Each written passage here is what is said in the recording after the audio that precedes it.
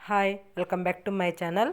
Last వీడియోలో tracing paper మీద design ఒక సైడ్ నుంచి ఇంకో సైడ్కి ఎలా గీసుకోవాలో చూపించాను కదా. ఇది ఇంకొక మెథడ్ అండి. నెక్స్ట్ వీడియోలో దానికి ఇలా ఫోల్డింగ్ చేయాలి రివర్స్లో. ఇప్పుడు చూయించే మెథడ్లో మనం డిజైన్ ఏ సైడ్ గీసామో ఆ సైడే డైరెక్ట్గా ఫోల్డింగ్ చేస్తే సరిపోతుంది.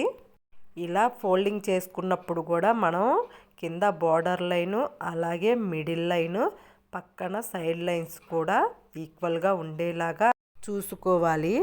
డిజైన్ మనకి ఎక్కడ కరెక్ట్గా రావాలి అనేది చూసుకొని పెట్టుకోవాలి పేపరు. అలా పెట్టుకున్నాక మనం ఏదైనా ఒక కాయిన్ తీసుకొని ట్రేసింగ్ పేపర్ పైన రబ్ చేయాలి. దీన్ని మనం స్ట్రైట్గా పెట్టి రబ్ చేసినట్లయితే ట్రేసింగ్ పేపర్ చినిగిపోయిద్ది. ఒక సైడ్కి వాలుగా పెట్టి గట్టిగా రబ్ చేయాలి. లాస్ట్ వీడియోలో చూపించిన మెథడ్ కంటే ఈ మెథడే ఈజీ అండ్ టైం కూడా వేస్ట్ అవ్వదు మనకి.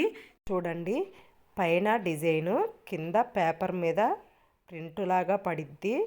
మనం డైరెక్ట్గా ఈ డిజైన్కి హోల్స్ పెట్టేసుకోవచ్చు. నా ఛానల్ ఎవరైనా ఫస్ట్ టైం చూస్తున్నట్లయితే సబ్స్క్రైబ్ చేసుకోండి.